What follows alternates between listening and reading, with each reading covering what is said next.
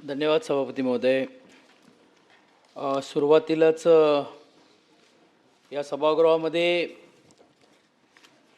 जो सार्वभौम असलेला हा सभागृह आणि विशेषतः जे लौकिक मिळून आणि विशेषतः जे ऐतिहासिक वारसा या संपूर्ण अनेक उपसभापती आणि सभापती जर राहिलेले आहे त्या गौरवशाली परंपरा असणाऱ्या या वरिष्ठ सभागृहामध्ये माझ्यासारख्या एका सर्वसामान्य कार्यकर्त्याला आपण सर्वांनी मिळून एकमताने उपसभापती या पदाचा जो ऐतिहासिक मोठी जबाबदारी दिली त्याबद्दल मी आपले सर्वांचे हात जोडून नम्रपणे आपले सर्वांचे मी आभार मानतो. तसं सभापती महोदय भाई बोलताना आता एक बोललेत आणि कविता एक त्यांनी मांडण्याचं काम केलं. मी पण एक कविता लिहून आणली होती आणि त्याचा सुरुवातच जर नारायण सुर्वेने ती लिहिलेली आहे की एकटाच आलो नाही युगाची साथ आहे, सावध असा तुफानीची ही सुरुवात आहे, हो मी कामगार आहे आणि मी तळपळती तलवार आहे. सर्वसामान्य लोकांचे प्रश्न सामाजिक दृष्टिकोनातून सोडवण्याचं काम करत असताना सभापती महोदय मी सुरुवातीलाच आपल्याला निश्चितपणे मी या निमित्ताने गवाही देईन की जरी देखील राजकीय समीकरण जरी देखील बदलली असेल पण सचिन अहिर नावाचा कार्यकर्ता हा सर्वसामान्य जनतेशी, कष्टकरीशी, कामगाराशी, सर्वसामान्य जनतेशी आणि महाराष्ट्राच्या मातीशी जी असलेली बांधिलकी ही कालही होती, आजही आणि उद्या देखील राहील हा आत्मविश्वास सभापती महोदय मी या निमित्ताने व्यक्त करतो. राज्याचे माननीय मुख्यमंत्री आदरणीय देवेंद्र फडणवीसजींनी हा पुढाकार घेऊन हा अभिनंदनचा प्रस्ताव देखील त्यानिमित्ताने मांडलेला आहे. राज्याचे माननीय उपमुख्यमंत्री एकनाथ शिंदे साहेबांनी पण देखील तो प्रस्ताव मांडलेला आहे. सुनित्राताई वहिनींनी पण देखील हा प्रस्ताव मांडण्याचं काम केलं. सभापती महोदय मी राज्याचे उपमुख्यमंत्री एकनाथ शिंदे साहेबांचं यासाठी विशेष कौतुक करतो की सर्वसामान्य कार्यकर्त्याला पण या पदावरती आपण घेऊन जाऊ शकतो हा विचार कोणाच्या मनात पण येऊ शकत नाही. तो दूरदृष्टिकोनातून ठेवून तो विश्वास त्यांनी माझ्यासारख्या कार्यकर्त्यांनी ठेवलेला आहे. मी आपल्या सर्वांच्या माध्यमातून मी त्यांना गवाही देऊ इच्छितो की आपण दिलेला विश्वास हा खाली मी पडू देणार नाही. सर्वसामान्य कार्यकर्त्याची भावना आणि स्वर्गीय बाळासाहेब ठाकरे साहेबांचा विचार, स्वर्गीय धर्मवीर आनंद दिघे साहेबांचा जो विचार आहे जे तुमच्या हृदयामध्ये आहेत ते कृतीतून देखील सर्वसामान्य लोकांच्या हितासाठी मी केल्याशिवाय राहणार नाही. सभापती महोदय अनेक लोकांचा वारसा आज जरी या माध्यमातून लाभला जसा त्याचा उल्लेख माननीय सभापती महोदयांनी केलं, माझी उपसभापती महोदयांनी पण केलेलं आहे. दिसताना आपल्याला सर्व काही चांगलं दिसतो परंतु प्रत्येकांच्या मागे कष्ट असतो. मला वाटते माझ्या वयाच्या 20व्या वर्षामध्ये सामाजिक क्षेत्रामध्ये आशिष शेलारजी नाही आहेत जे 7 रस्त्याचा उल्लेख केला. 7 रस्ता धोबीघाटसारख्या भागामध्ये एका आमचे नगरसेवक श्री विजय अहिरजी हे माझे मामा लागतात, अपक्ष नगरसेवक म्हणून होते. त्यांच्याबरोबर त्यांचा सहकारी म्हणून घेऊन त्या क्षेत्रामध्ये 1992-93 साली मी सुरुवात केली, 90 साली सुरुवात केली आणि 92-93ला दंगली घडल्या. सर्व तो इतिहास मी त्याच्यामध्ये जात नाही.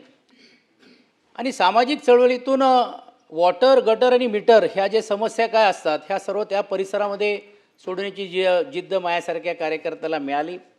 आणि त्यातून हे प्रश्न काय असतात, कशा प्रकारे आपण लोकांमध्ये जायला पाहिजे, काय त्यांची अडीअडचणी असतात हे समजून घेण्याची भूमिका त्या काळामध्ये झाली.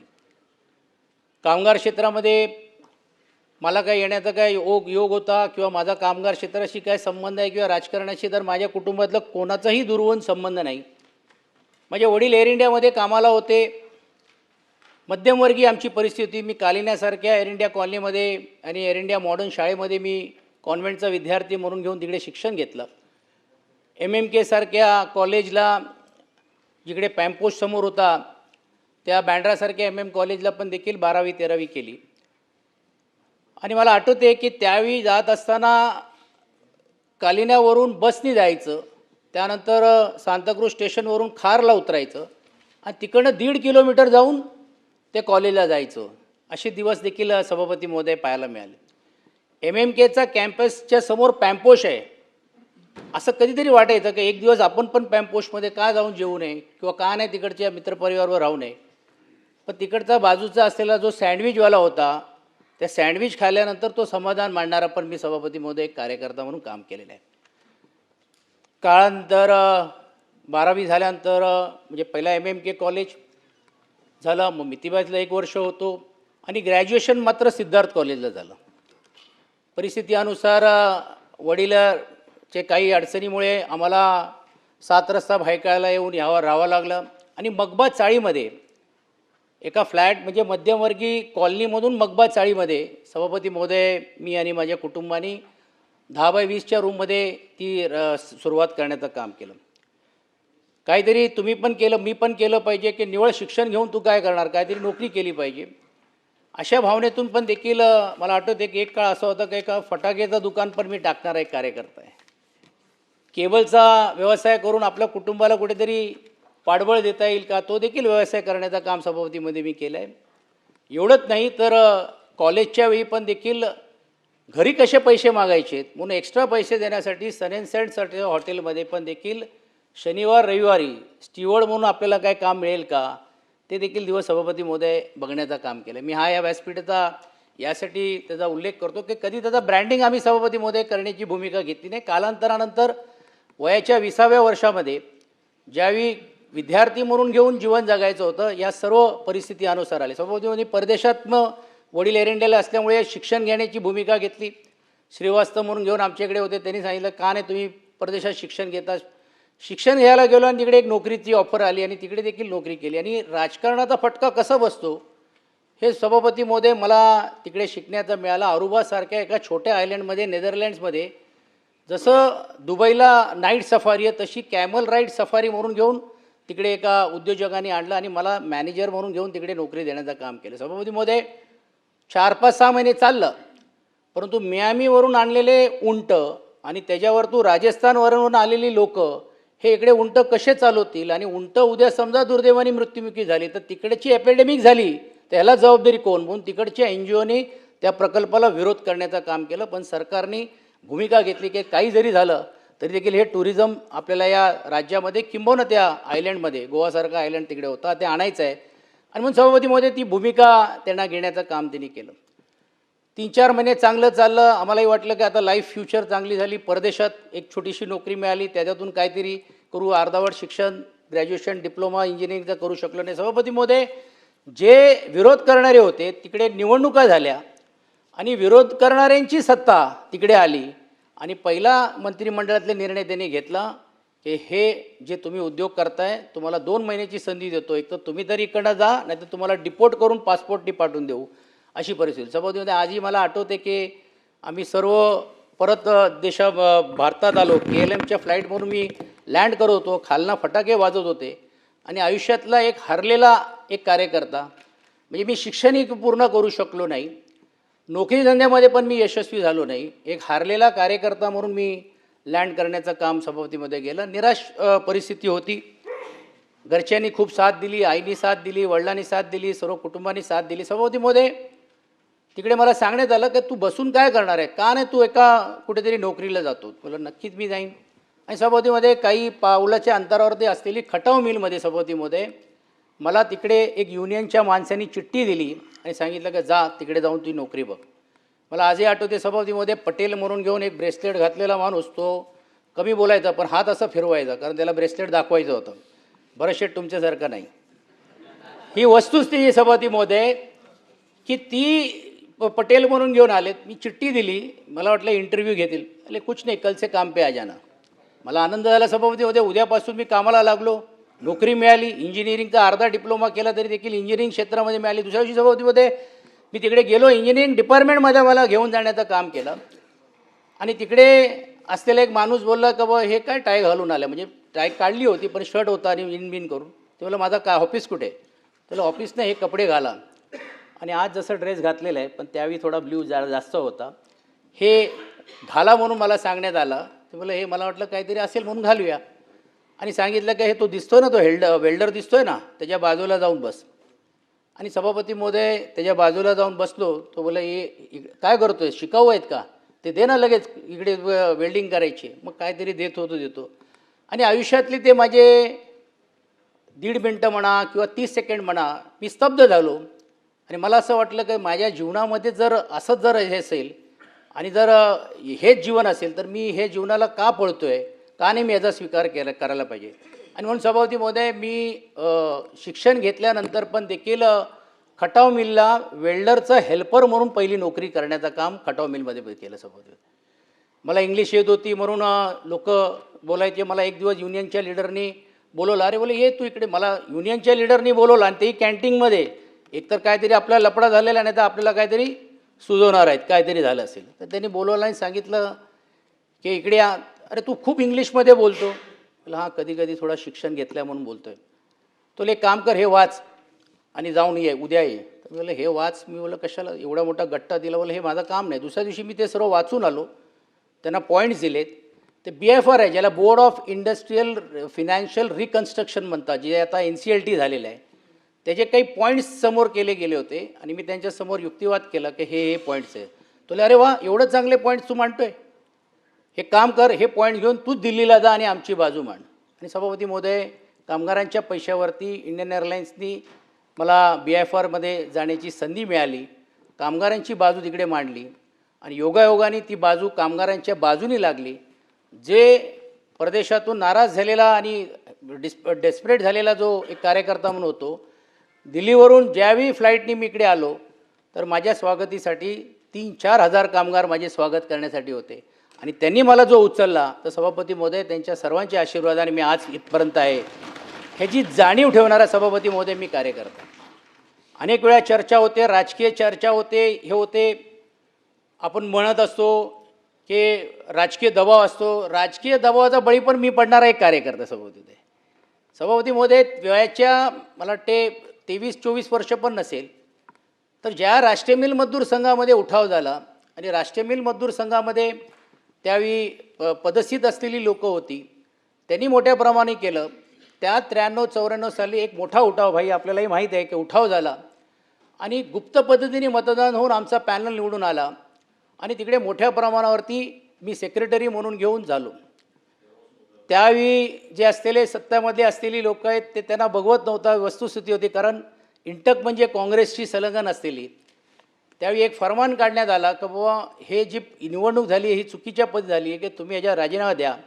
पण आमच्या सर्व लोकांनी ठाम भूमिका घेतली आणि त्यातलं आमचं एका सरचिटणीने सांगितलं की एका भाषणामध्ये त्यांनी सांगितलं की जे 6व्या माझ्यावरती बसलेल्या माणसाला जमलं नाही ते एक चाळीमध्ये राहणाऱ्या पोरांनी करून दाखवलं.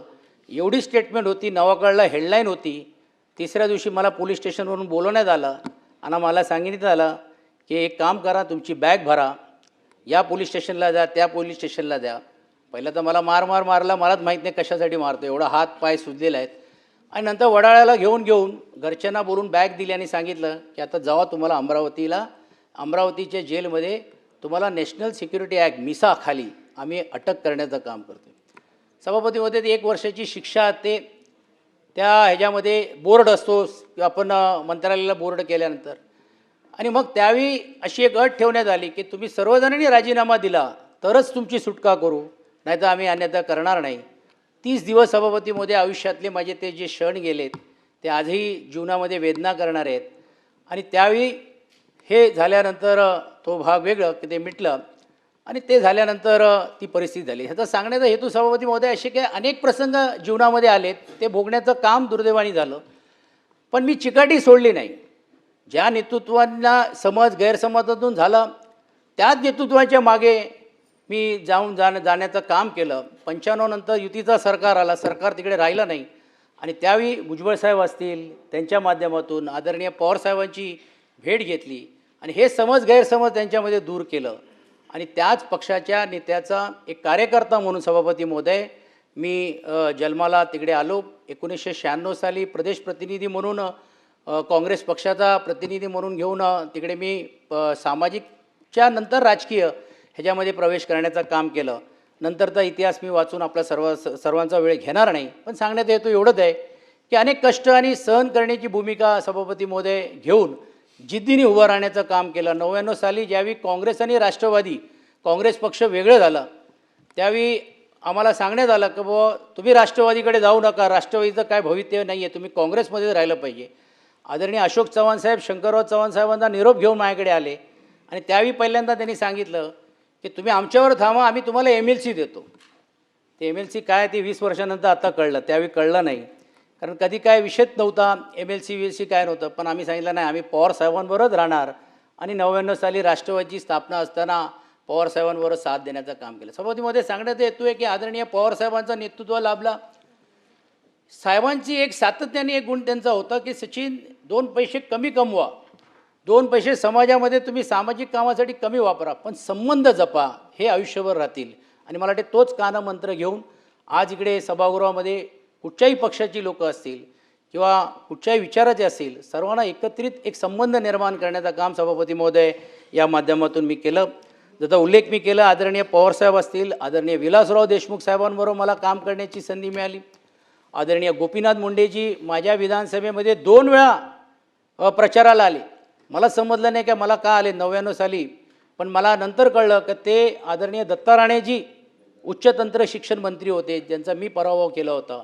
त्यांचे एवढे घनिष्ठ संबंध होते, चांगले संबंध होते आणि त्यांना हे माहीत होतं की ही सीट जाणार आहे, म्हणून 2 वेळा प्रचाराला आले. त्यांच्याबरोबर एक जवळचा संबंध होता आणि मला आठवते की राज्याचे गृहमंत्री या नात्याने माझ्या आयुष्यातला पहिला पोलीस संरक्षण हे जर कोणी दिलं असेल तर ते आदरणीय गोपीनाथ मुंडे साहेबांनी देण्याचं काम केलं. सुशीलकुमार शिंदे साहेबांबरोबर सामाजिक दृष्टिकोनातून झालं, NSAचं निर्माण करत असताना, क्लबचं निर्माण करताना ते झालं.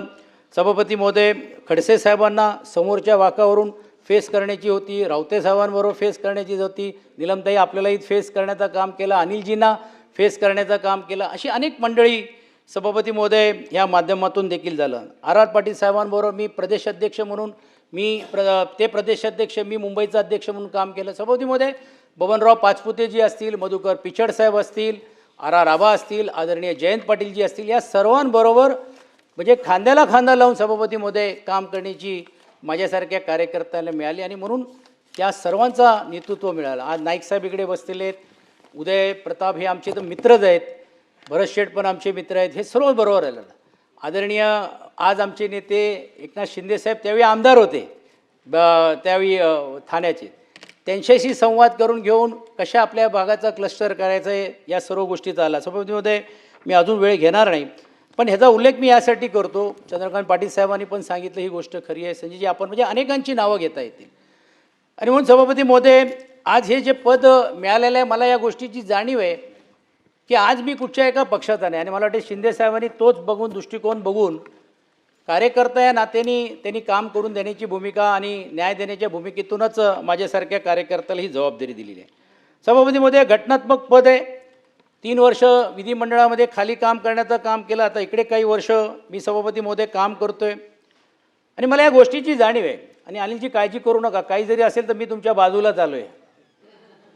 ही बाजूलाच असल्यामुळे मला तुमच्या भावना, तुमच्या भूमिका हे मला माहीत आहे आणि लॉबीमध्ये आपण काय चर्चा करतो हे तुम्हाला आणि मला माहीत आहे. पण त्याची चर्चा इकडे न करता मला असं वाटते आपण लोकशाहीचा हा असलेला कणा आहे, त्याला आपल्याला न्याय देण्याचं काम करायला पाहिजे. आणि म्हणून माननीय सभापती महोदय यांच्या नेतृत्वाखाली जे ज्यावेळी ते मला संधी देतील निलमताई, त्यावेळी आपला आदर्श निलमताई मी घेऊन, आणि स्वाभाविक आहे कारण आम्ही पण आपल्याबरोबर काम केलेलं आहे, पुण्यामध्ये संपर्क प्रमुख या नात्याने केले, तर तो जी गरिमा जी आपण ठेवलेली आहे त्याच्या मी हे म्हणणार नाही की वरती जाण्याचं काम करेल, पण किमान समान आणण्याची पण देखील भूमिका माझी राहणार आहेत. माझे सर्व सहकारी आहेत, म्हणजे त्यात काय सर्वांची नावं घेतली आणि कोणाचं नाही घेतलं तर मला वाटतं ते अयोग्य होईल.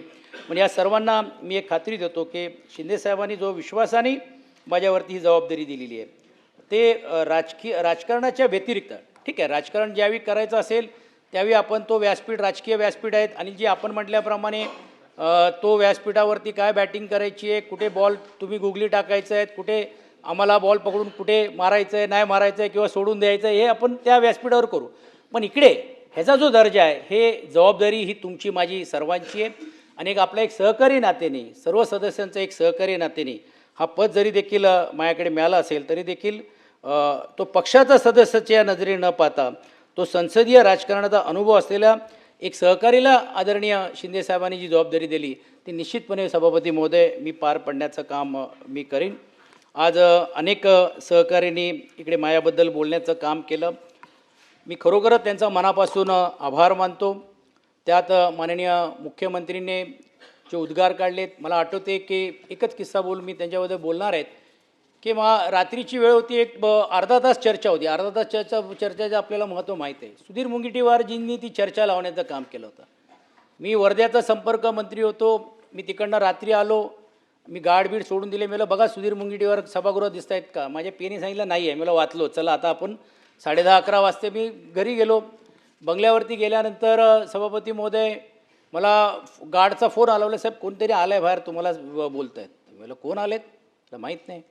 ज्यावेळी मी गेलो बाहेर तर बोलले नाही तुम्हाला बोलवलं आहे, अर्धा तासाची चर्चा आहे. मला सुधीर मुनगंटीवार नाही आहेत. तो नाही, अर्धा तासाची चर्चा अशी असते की एकदा चर्चा लागली, कोणीही सदस्य असेल तरी देखील त्याच्यावरती तो बोलू शकतो. सभागृहामध्ये गेलो, तो खाता होता ULCचा माननीय मुख्यमंत्रीचा पृथ्वीराज चव्हाण साहेबांचा. आणि मग ज्यावेळी सदस्यांना मी विचारलं, मला बाई मी येतो पण 1 मिनटं, तुम्ही फक्त 1 मिनटं बोला 30 सेकंड. तो तुम्ही फक्त हो बोला, मी 1 मिनटं बोलीन. आणि मग त्यावेळीचे आमदार माननीय देवेंद्र फडणवीसजी जे आत्ता तात्काळी मुख्यमंत्री होते, ती 10:30-11 वाजता आम्ही त्याची चर्चा केली. त्यांनी प्रश्न मांडला, त्याला उत्तर देण्याचं काम केलं. आणि त्यांचंही यासाठी कौतुक करतो की मी उत्तर दिलं म्हणजे मी सत्ताधारी पक्षाचा आहे, त्यांना श्रेय मिळणार नाही. ज्यावेळी नागपूरमध्ये कटआउट लागले गेले, त्या कटआउटमध्ये माझाही उल्लेख आणि माझाही फोटो टाकण्याचं काम त्यांनी त्या काळामध्ये घेतलं. म्हणजे अशा लोकांचा आदर्श घेऊन सभापती महोदय मी इथपर्यंत काम करण्याचं काम केलेलं आहे. जी अभ्यासू वृत्ती आहेत, म्हणजे ती तर एक प्रयोगशाळा आहे असं म्हटलं तरी अयोग्य होणार नाही. जे रोज काय ना काहीतरी आहे.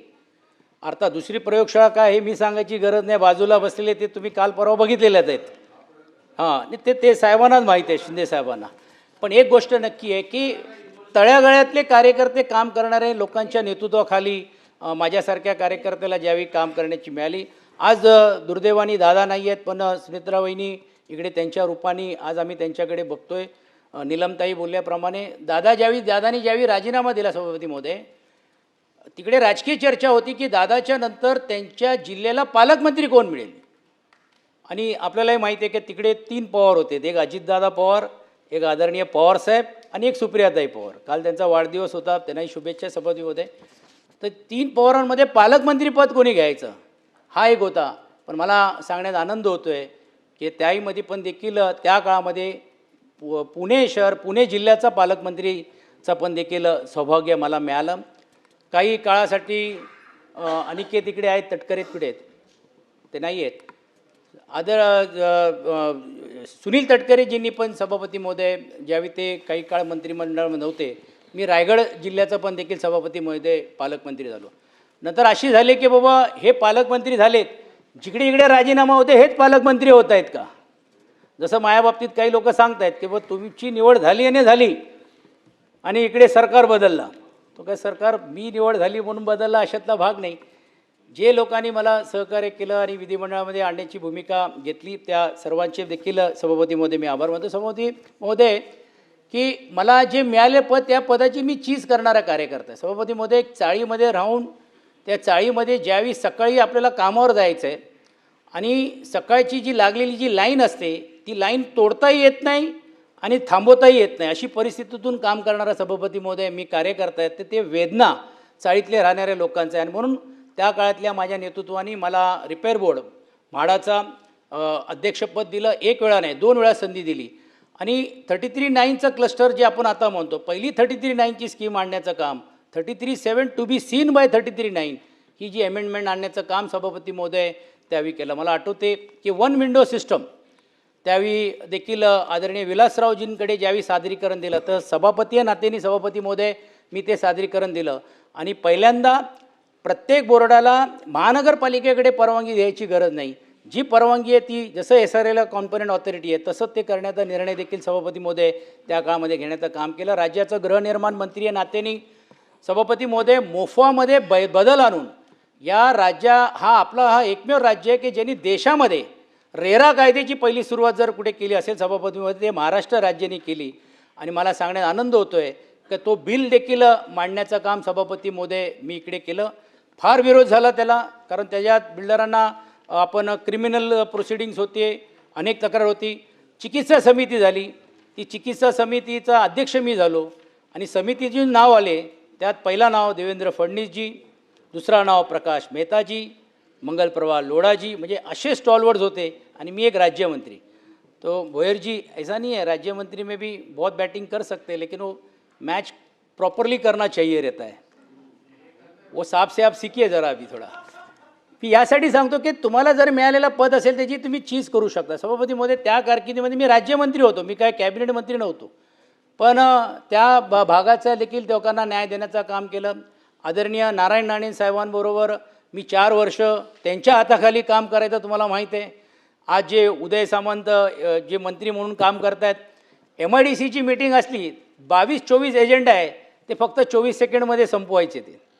आणि तशा वेळी पण देखील त्यांच्या नेतृत्वाखाली राणेसाहेबांकडे मी राज्यमंत्री म्हणून उपाध्यक्ष म्हणून MIDCचं काम करण्याचं काम केलं.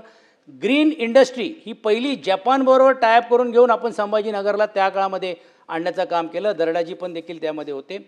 पर्यावरण मंत्री म्हणून संजय देवतळे असतील, सुरेश शेट्टीजी असतील, त्यांच्यावर सभापती महोदय केलं. ग्रीन गणेशा ही पहिली संकल्पना मी करण्याचं काम केलं. सामाजिक न्याय खात्याचा राज्यमंत्री नात्याने प्रत्येक जिल्ह्यामध्ये आपला सामाजिक भवन असली पाहिजे ही संकल्पना हंडोरे साहेबांनी घेतली आणि त्याच्यानंतर मोगे साहेबांनी मी ते प्रत्येक जिल्ह्यामध्ये व्हायलाच पाहिजे. शासकीय जमिनीमध्ये आज आपली शासकीय सामाजिक भवन उभे राहिले पाहिजे, जेणेकरून सर्व समाजातली लोक इकडे तिकडे महामंडळाला फिरता कामा नये, ते या एकाच सामाजिक न्याय भवनामध्ये यायला पाहिजे.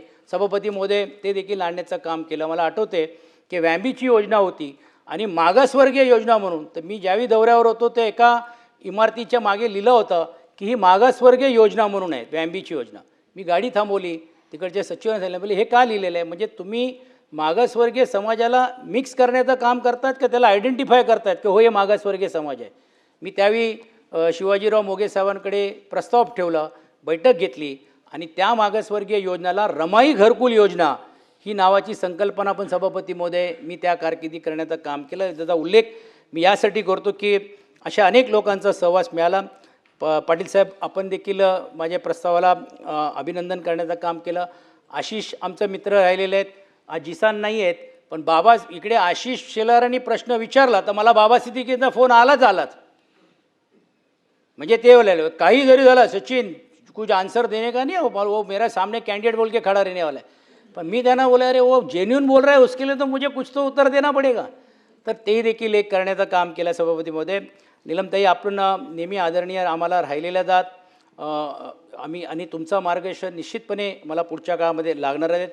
प्रवीण आणि मी आम्ही एक सामाजिक क्षेत्रातून काम केलं. गिरणी कामगारांना सभापती महोदय पहिल्यांदा ज्यावेळी कोणी कर्ज द्यायला तयार नव्हता, आम्ही प्रवीण दरेकरांना मुंबई बँकच्या नात्याने मी त्यांना सांगितलं की प्रवीण तुम्ही काहीतरी या योजनेसाठी करा.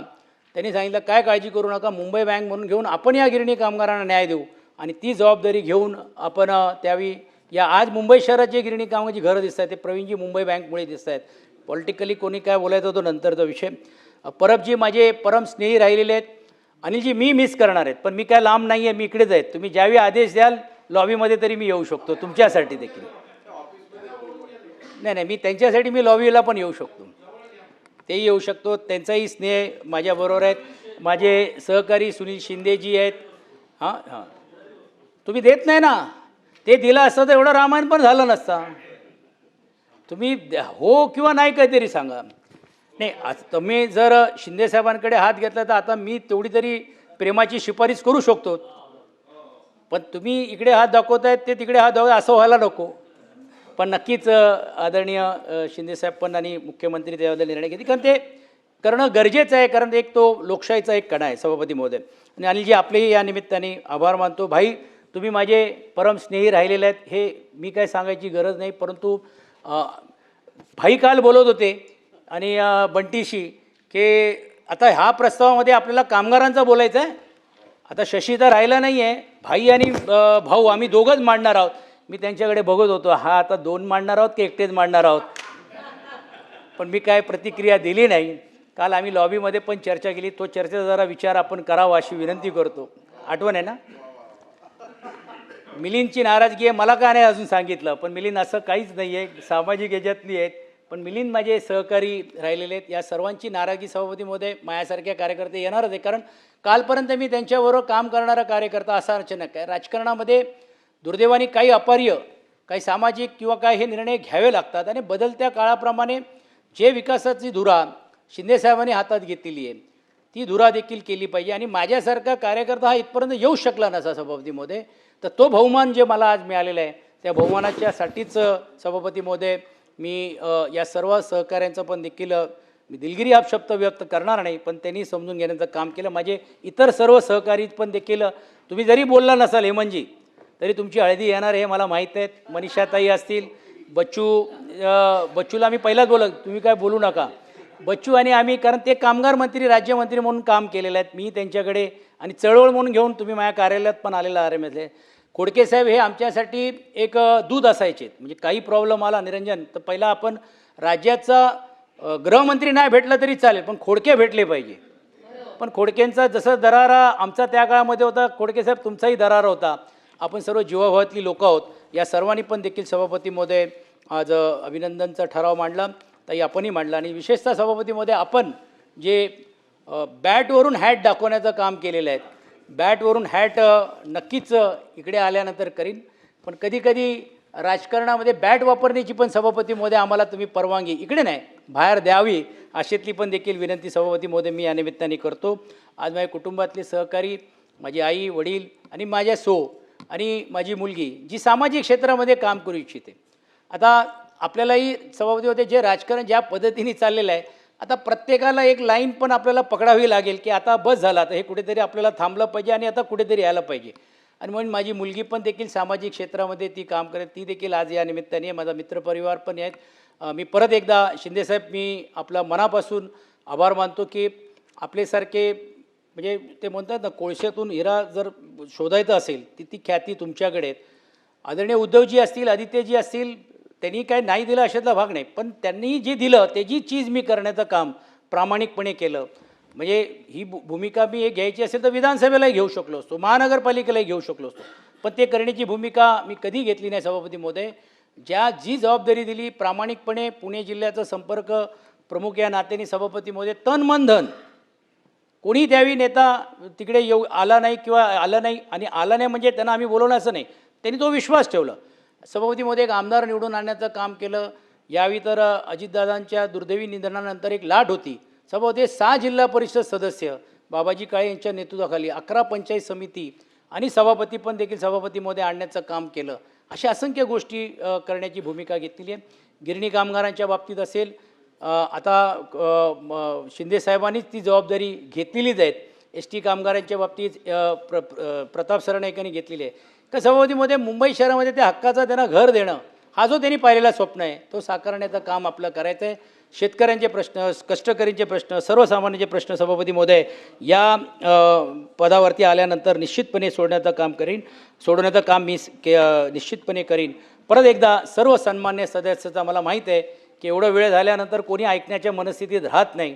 दुष्यंत कॉफी आपण को पिणी बाकी आहे, डोंट वरी. पण एवढंच या निमित्ताने सांगेन सभापती महोदय की मी प्रामाणिकपणे काम करणारा कार्यकर्ता आहेत.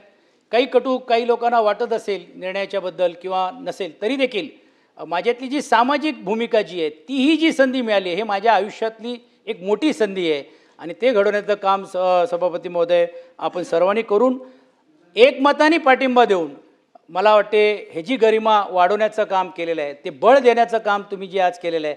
मी आपल्याला खात्री देऊ इच्छितो की त्या खुर्चीवरती बसल्यानंतर सर्वांना समान न्याय, एक इकडे आणि एक तिकडे नाही, प्रत्येक सदस्यांना जास्तीत जास्त न्याय देऊन सर्वसामान्य लोकांचे प्रश्न सोडवण्यासाठी आपण जो प्रयत्न करतात त्याला सभापती महोदय साथ देण्याचं काम मी निश्चितपणे करीन, अशीतली अपेक्षा सभापती महोदय मी व्यक्त करतो.